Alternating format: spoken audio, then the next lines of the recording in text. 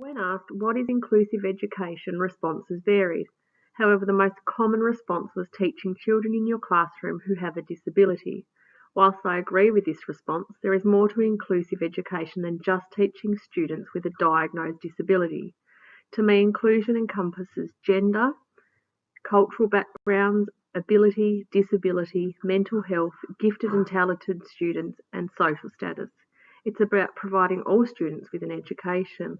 It's about seeing each child as an individual. It's about creating lessons that cater to each individual's style and lessons that are fun, engaging, and relevant. Inclusive education teaches children the skills of empathy and acceptance. It allows them to see that the world around them is diverse and that that's okay. Inclusive education is a contentious term that lacks a tight conceptual focus, which may contribute to its misconception and confused practice. International human rights agreements, covenants, and legislation provide definitions for inclusion that focus on equity, access, opportunity, and rights. For the purpose of this presentation, we'll be focusing on inclusive education for gifted students. When researching this topic and interviewing staff, it became clear to me that as a cohort, we do not have a solid understanding of what defines a gifted student.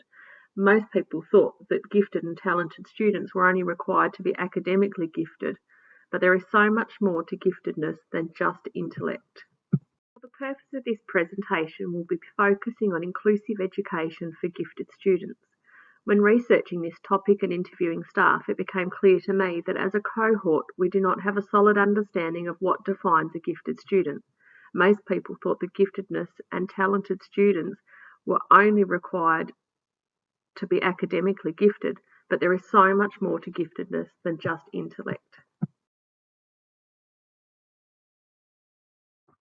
The Australian Curriculum and Assessment Reporting Authority discussed two summaries of what defines a gifted student.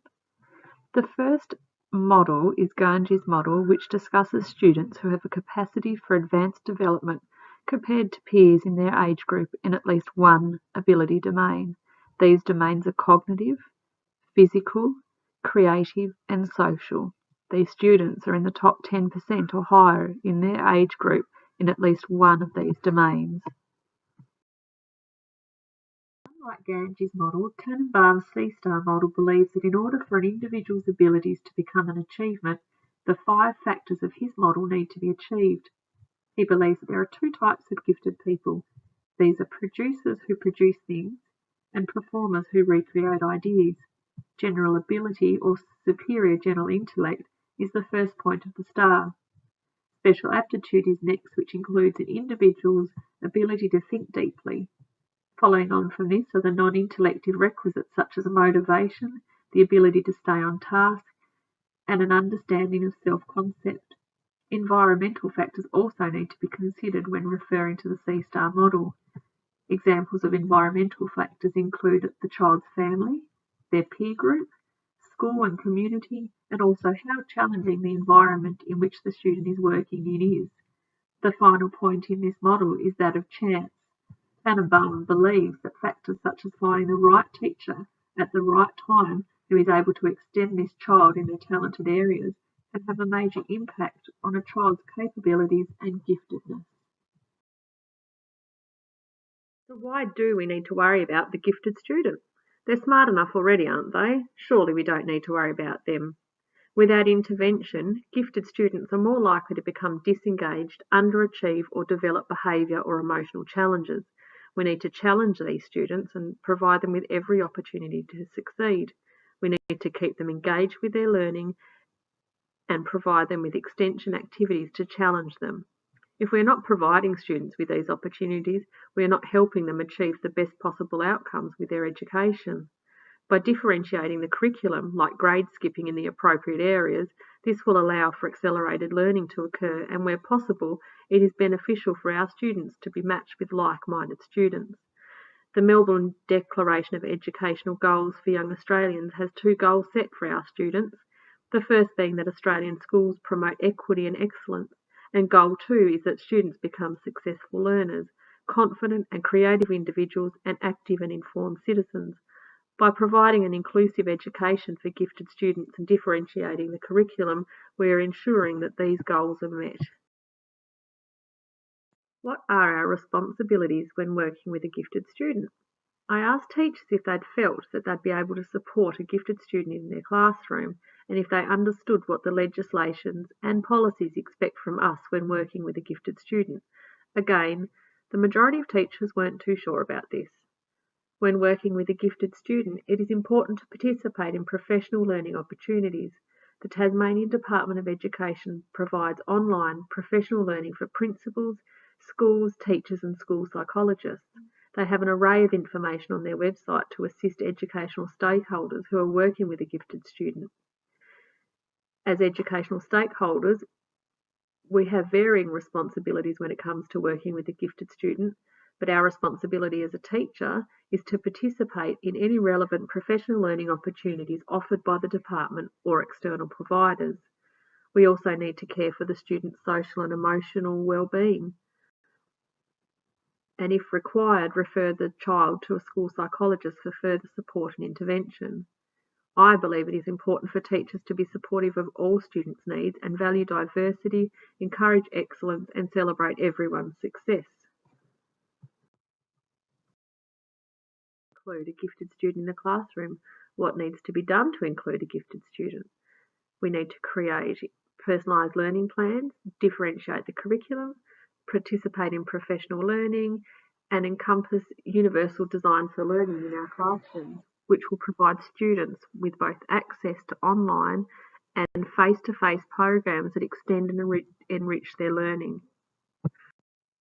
So, how can we include a gifted student in the classroom? What needs to be done to include a gifted student? It is imperative that we get to know our students. We need to discover what their strengths are and what their interests are. Once we've done this, we can create personalised learning plans, differentiate lessons, participate in ongoing professional learning, and utilise universal design for learning. It is imperative that we get to know our students. We need to discover what their strengths and interests are. Once we've ascertained this information, we need to compose a personalised learning plan.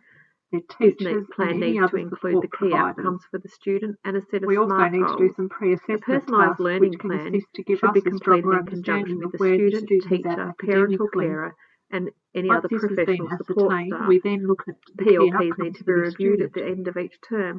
However, they can be reviewed earlier if changes need to be implemented. Measurable, achievable, relatable and timely.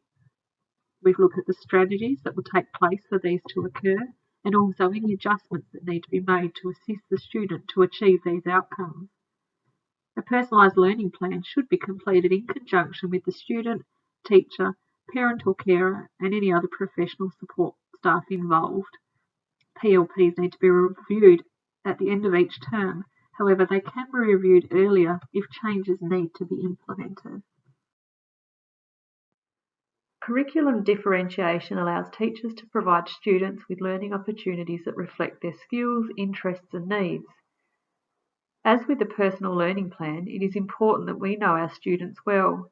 Differentiation can be achieved by a strong understanding of our students, pre-assessment opportunities, creating learning opportunities that are tailored to each student's strengths, and providing rich learning experiences for students through a variety of means.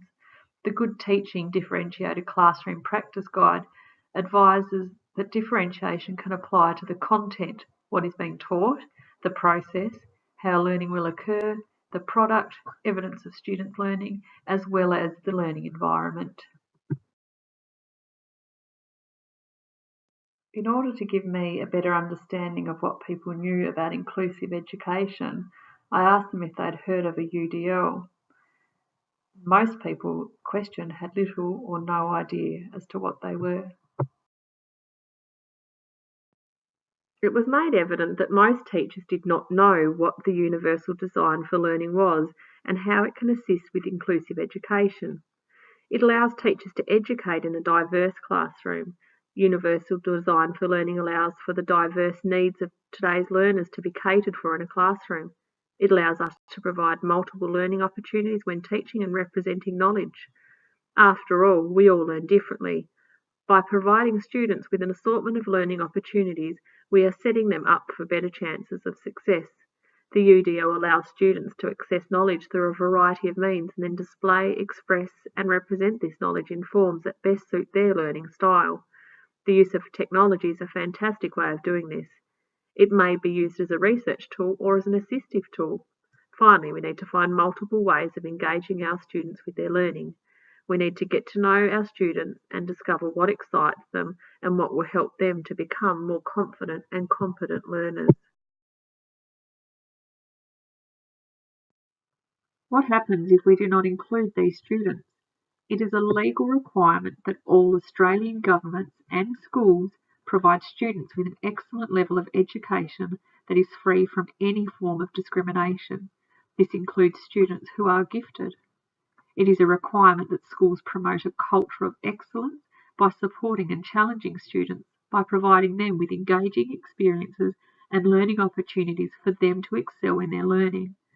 It is also a legal requirement that teachers provide personalised learning plans that allow students to reach their full potential. The United Nations Educational, Scientific and Cultural Organisation advised that school management needs to make schools more responsive to children with special educational needs and that they provide staff with the training to do so. Furthermore, the Convention of Rights of the Child, Article 29, stipulates that state parties agree that through education, children's talent shall be supported and developed to the fullest potential. Gifted students are at a higher risk of becoming disengaged with their learning. If a gifted or talented student is not challenged in their learning, they might find that school is boring and then disassociate themselves from participating. To prevent disengagement, it is important that teachers provide students with enriching lessons that are designed to engage, extend, and challenge them. Differentiation and inclusion is also a requirement of the Australian Professional Standards for Teachers. Teachers are required to know students and how they learn, which includes diverse learning abilities and differentiating the curriculum, establishing challenging goals which are achievable for students. During my 5 years of teaching, I believe I have successfully recognised 4 gifted students who fall under the intellect category. I was unaware that the department had so many resources available and also offered professional learning to assist teachers when working with gifted students. Due to my limited understanding, I feel I did not provide these students with every opportunity to succeed. I differentiated the curriculum and had students grade skip to accelerate their learning. I did not know, though, what a universal design for learning was, or that a gifted student required a PLP. It is important that our students are supported in the classroom as much as any other student. It is our responsibility to ensure all students are able to reach their full potential to become successful and confident learners who will then leave school as knowledgeable citizens within our society. By educating ourselves on these gifted students and what we can do to help them, we will be able to do this.